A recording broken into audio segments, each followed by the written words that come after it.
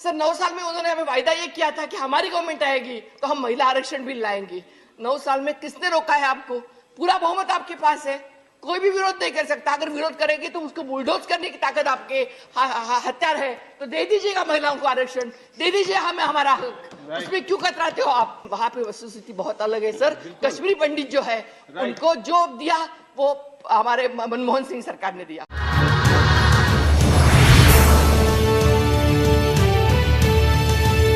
राष्ट्रपति जी द्रौपदी मुर्मू जी ने जो अपना एड्रेस किया है उसके ऊपर मैं कुछ विचार मेरे व्यक्त करना चाहती हूँ।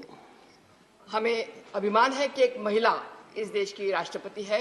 इससे पहले भी यूपीए गवर्नमेंट ने प्रतिभाताई पाटिल को राष्ट्रपति बनाया था। प्रथम स्पीकर भी हमारी मीरा कुमार हुआ करती थी, उसके बाद में सुमित्रा महाजन जी को भी किया था। तो महिलाओं के ऊंचे ऊंचे ओहदों पर ले जाना ये हमारी संस्कृति है, हमारा संस्कार है सर। लेकिन मैं यहाँ पे थोड़ा सा खंत व्यक्त ये करना चाहती हूँ कि जिस देश में महिलाओं को हमेशा बोलते हैं कि यत्र नारस्तु पूज्यन्ते रमन्ते तत्र देवताः, लेकिन उसी देश में जब आप नारा देते हैं भारतीय जनता पार्टी के लोग, बेटी बचाओ बेटी बढ़ाओ, उस बेटी को बीजेपी से कौन बचाएगा? ये मेरा सवाल है।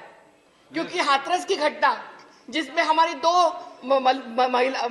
दलित की महिला मारी गई, जिंदा जला दिया गया, उत्तराखंड की हमारी अंकिता या उन्नाव की घटना, इसमें सीधे सीधे भारतीय जनता पार्टी के लोग शामिल हैं, लेकिन उन पर कुछ भी कार्रवाई नहीं हुई। इसके हमारे लिए मन में दुख है, इसके हमारे लिए मन में बहुत खंत है।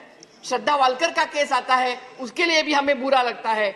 और जब हम देखते हैं कि आज के तारीख में 86 रेप्स एवरी डे इस देश में होते हैं, तो कहां से बेटी को सुरक्षितता दे रहे हैं? ये मेरा सवाल है। उज्ज्वला योजना, हमारी एक बहन ने बोला उज्ज्वला योजना, लेकिन सर उज्ज्वला योजना का जो कैग का रिपोर्ट है, 82% महिलाएं उज्ज्वला योजना का सिर्फ एक बार यूज किया, उसके बाद में सिलेंडर बाजू में रख दिया है, यूज ही नहीं किया क्योंकि उनको परवड़ता ही नहीं है। फिर वो चूल्हे पे चली गई है। तो ये वस्तुस्थिति है, इस वस्तुस्थिति को बाजू करके हम आगे नहीं जा सकते, ये मुझे यहाँ बताना चाहती हूँ। यहाँ पे हमारी हिमाचल की बहन है, उन्होंने आरक्षण के लिए बोला, मुझे बहुत अच्छा लगा कि जो हमारा एजेंडा था पहले से, राजीव गांधी जी ने पहली बार हमारा 33% आरक्षण पंचायत राज में 77 एंड 78 अमेंडमेंट करके हमें आरक्षण दिया। और सर मैं आपको बताने के लिए मैं खुशी से कहूंगी कि पहली बार मैं जिला परिषद से आई, जिला परिषद से यहाँ तक का फासला मैंने पार किया है। अगर तब राजीव जी ने वो नहीं दिया होता तो हम महिलाएं यहाँ तक नहीं आते हैं, ये मुझे यहाँ पे कबूल करना पड़ेगा। और आज इसकी स्थिति क्या है? जो महिला आरक्षण बिल, जो हमारी बहन ने बोला कि किसने विरोध किया, विरोध भारतीय जनता पार्टी की एक महिला एमपी ने किया था। 96 में मैं उस सदन में थी और तब वो फाड़ने का काम एक महिला एमपी ने किया था। और फिर हमारी गीता मुखर्जी की सिलेक्ट कमेटी बनाई थी और गीता मुखर्जी की सिलेक्ट कमेटी के अनुसार हमने वो करना था बिल। उसके बाद में फिर सरकारें आती रही, जाती रही।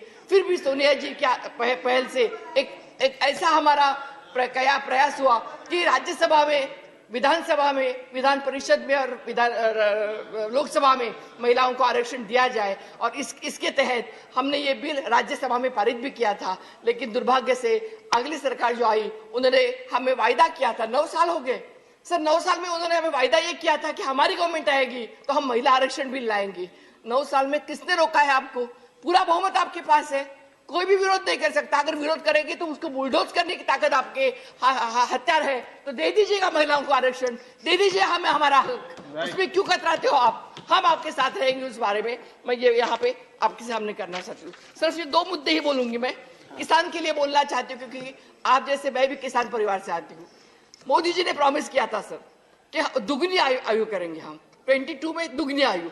हम 14 गया, 19 गया, हमें लगा 22 आ गया, अभी हमारी दुगनी आयु होगी। दुगनी आयु तो हुई नहीं, उल्टी हमारी आयु कम होते जा रही है। और दूसरी बात सर, आज किसान की ये हाल है कि जो प्रधानमंत्री फसल बीमा योजना है, उसमें हमारा किसान पिसा जा रहा है। बीमा कंपनियों को फायदा हो रहा है और किसी को फायदा हो नहीं रहा है। और सबसे बड़ी बात है कि लखीमपुर खेरी सर के जैसे जो कुछ मसले होते हैं, उसमें हमारे किसान पिस जाते हैं, मर जाते हैं। ये भी मैं आपको बताना चाहती हूँ सर। बेरोजगारी के लिए यहाँ पे 1-2 मिनट में बोलना चाहूंगी सर। हमारे नेता राहुल गांधी जी ने एक यात्रा निकाली जिसमें हम भी शामिल हुए।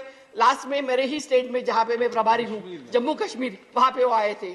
और मुझे भी आश्चर्य लगा कि जब जम्मू कश्मीर जैसे जगह पे जहाँ पे 5-5 फुट बर्फ थी, वहां पे लोग आएंगे कि नहीं, ये हमें डर लग रहा था। वहां पे 20-20 हजार लोग आ गए। तो मैंने सोचा हमने तो कुछ किया नहीं है, इतने लोग कहाँ से आ गए? तो मोदी जी ने किया होगा जी।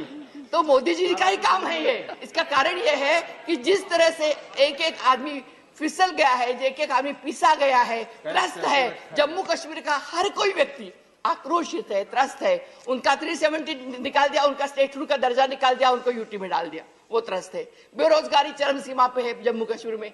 और वहां के जो कश्मीरी पंडित है, उनको हमेशा यहाँ पे एक्टर्स है, उन्होंने बोला दिया गया कि कश्मीरी पंडितों के लिए हम है, कश्मीरी फाइल दिखाई गई, कश्मीरी फाइल पिक्चर का इतना बड़ा नाम लिया गया, लेकिन वहां पे वस्तुस्थिति बहुत अलग है सर। कश्मीरी पंडित जो है, उनको जो दिया वो हमारे मनमोहन सिंह सरकार ने दिया।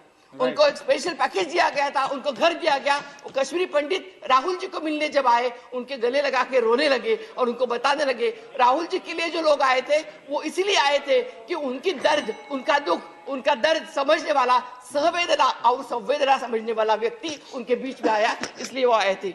इसलिए सर मैं बहुत आपके आभारी हूँ, आपने मुझे टाइम दिया, तो मैं आपसे आभार करूंगी। धन्यवाद।